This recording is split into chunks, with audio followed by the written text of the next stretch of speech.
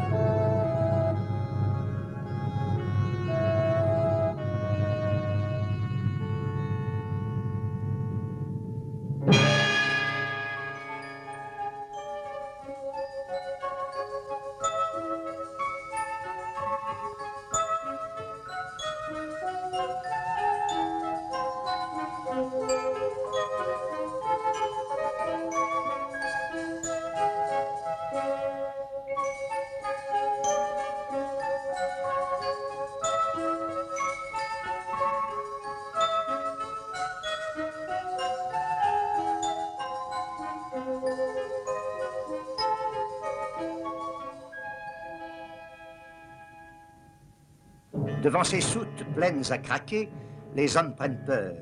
Peur d'être submergés par cette multitude d'écrits, par cet amas de mots. Alors, pour garantir leur liberté, ils construisent des forteresses.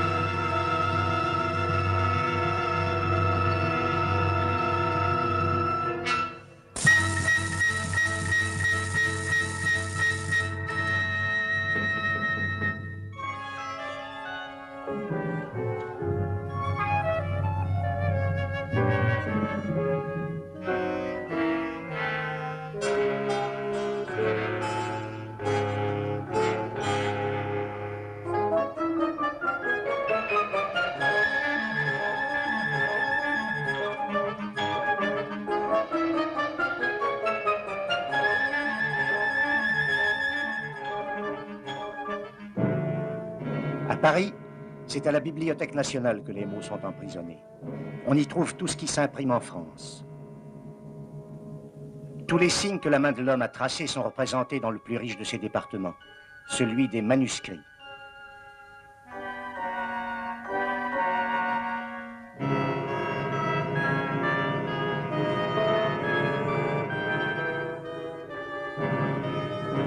Un spectacle toujours changeant se déroule dans la salle de lecture du département des périodiques.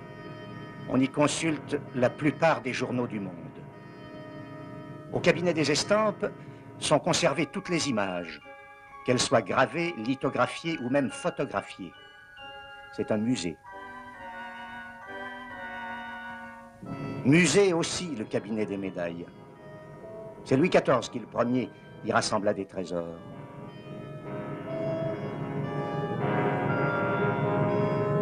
Les étoiles, les satellites, les météores, les capitales et leurs banlieues sont à notre portée au département des cartes et des plans. Édifiée en un temps où l'on imprimait peu, la Bibliothèque nationale s'enrichit maintenant de quelques 3 millions de volumes par siècle. Pour éviter l'éclatement, perpétuellement, elle s'enfonce plus avant dans le sol, elle s'élève plus haut dans le ciel.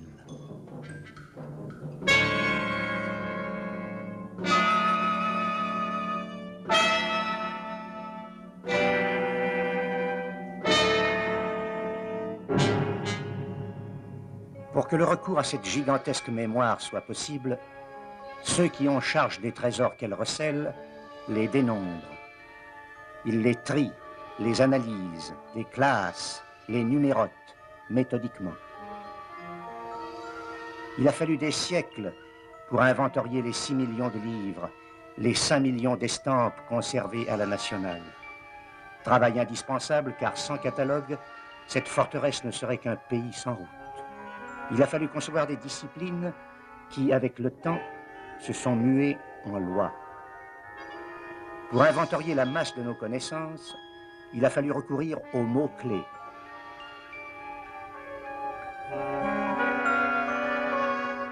Avec le temps est né le grand catalogue des imprimés dont le propre est d'être toujours en chantier.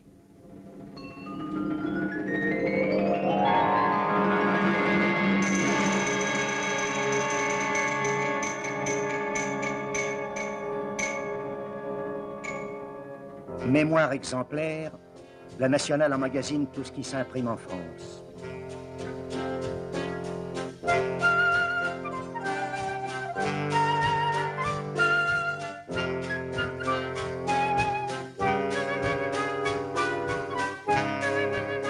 Un seul département, celui des périodiques, doit digérer chaque jour 200 kilos de papier, de journaux, de revues, de magazines, de bulletins, d'annuaires et d'almanachs.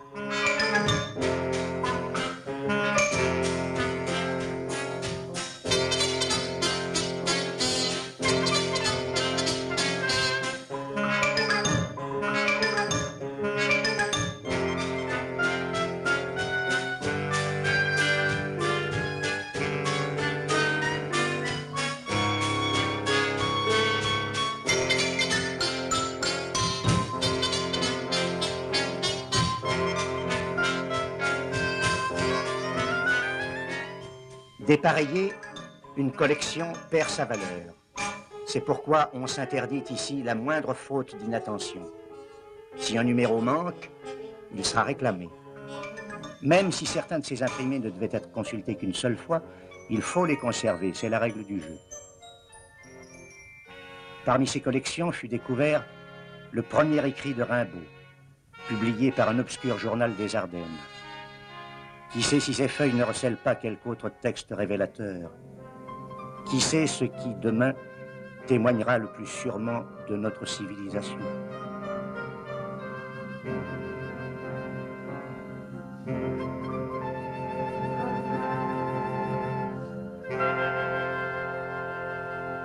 Il y a 4 sources d'enrichissement pour la Bibliothèque nationale. Les dons, les achats, les échanges, et la principale, le dépôt légal. Institué au XVIe siècle, il oblige éditeurs et imprimeurs à livrer à la Nationale plusieurs exemplaires de chaque ouvrage publié.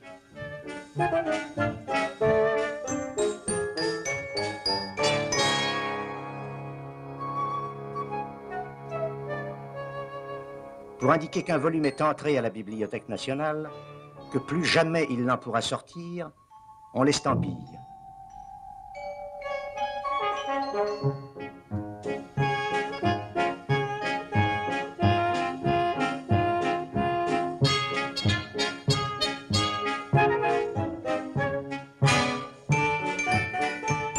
L'ouvrage déposé est d'abord représenté dans le fichier où figurent tous les éditeurs de France. Puis il est inscrit sur le registre des entrées. Sa fiche signalétique est établie sommairement. Après quoi, prisonnier, il attend que vienne le jour du classement. Une fois par semaine, les livres sont soumis à un tri pour être répartis dans les différentes sections du service du catalogue. Certains, comme celui-ci, sont inscrits sur un fichier de collection. On situe le livre. On détermine à quelle science il se rattache. On l'identifie. On l'indexe. Électroniquement, on diffuse son signalement. 20 fiches le décrivant sont intercalées dans différents classeurs parmi les millions d'autres fiches qui font de cette salle des catalogues le cerveau de la Bibliothèque nationale.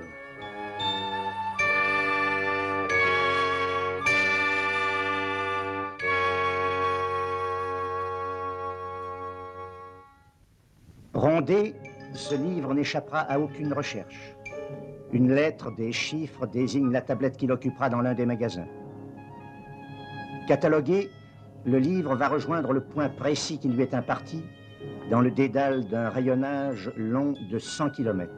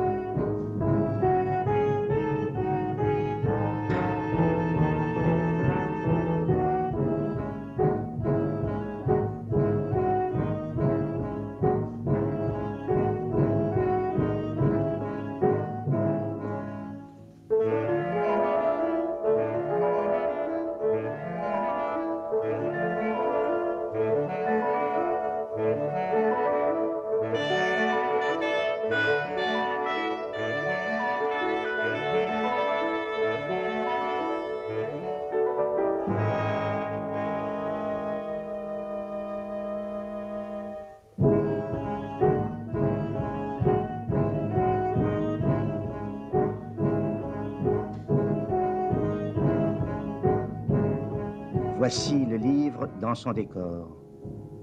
Bientôt cet antique grenier disparaîtra. En effet, depuis 20 ans, des métamorphoses successives tendent à faire de la Nationale la bibliothèque la plus moderne du monde.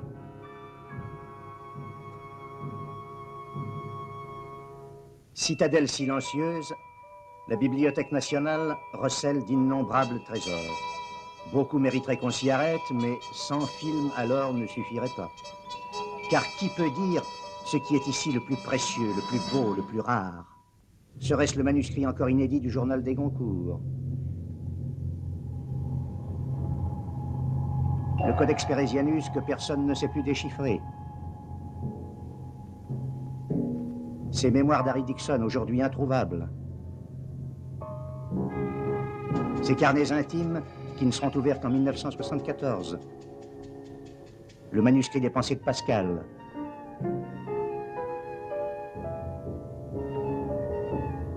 Ou l'ensemble des écrits d'Émile Zola?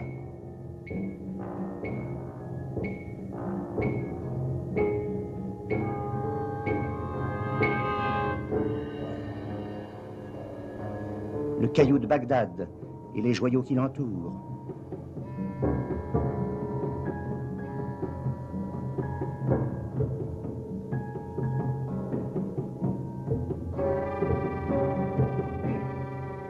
L'album de croquis de Villard de Honnecourt, ou bien encore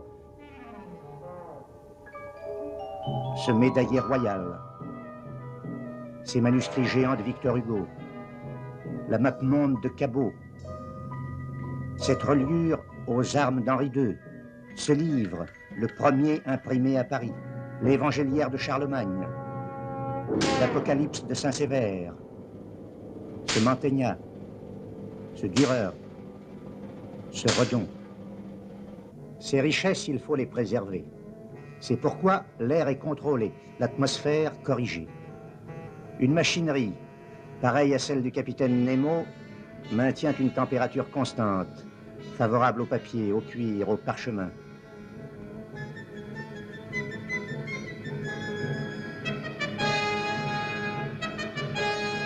De jour et de nuit, des contrôles se succèdent.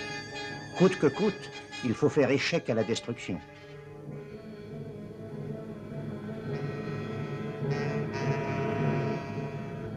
Un onguent savant préserve les reliures. On restaure les écrits des civilisations disparues. Les trous d'insectes sont obturés.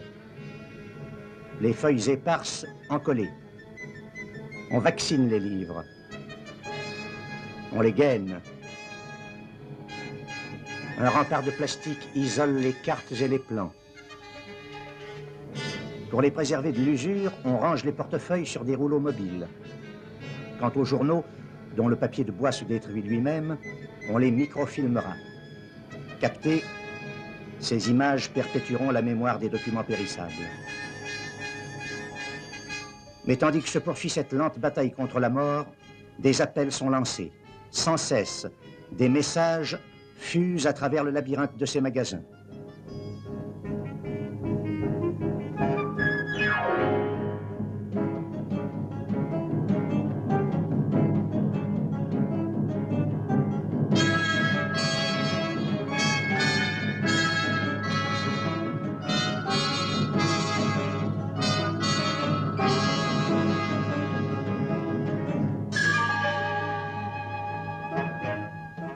Le livre trouvé, une fiche prend sa place.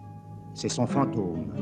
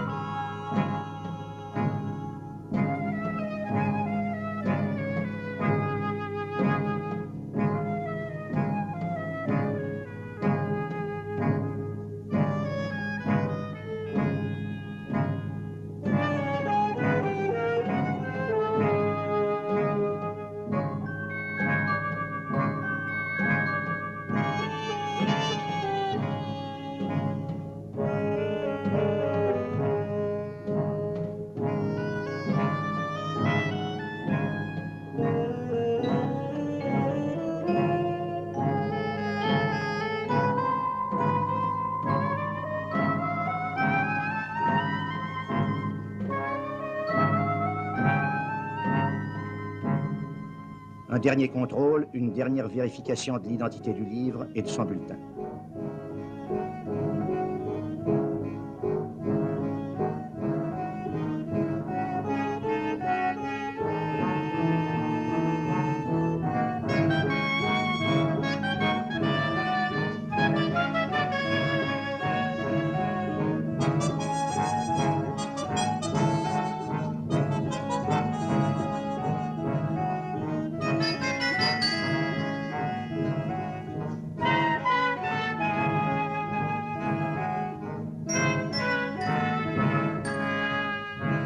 Et voici le livre en marche vers une ligne idéale, un équateur plus décisif pour son existence que la traversée du miroir.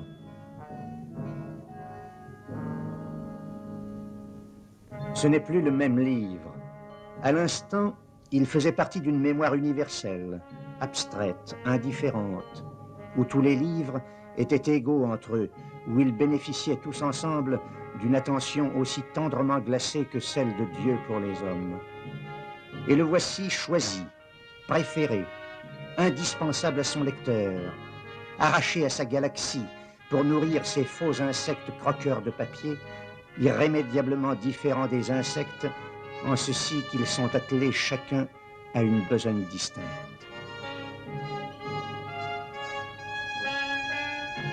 Astrophysique, physiologie, théologie, systématique, philologie, cosmologie, mécanique, logique, poétique, technologie. Ici se préfigure un temps où toutes les énigmes seront résolues. Un temps où cet univers et quelques autres nous livreront leurs clés. Et cela simplement parce que ces lecteurs, assis devant leurs morceaux de mémoire universelle, auront mis bout à bout les fragments d'un même secret, qui a peut-être un très beau nom, qui s'appelle le bonheur.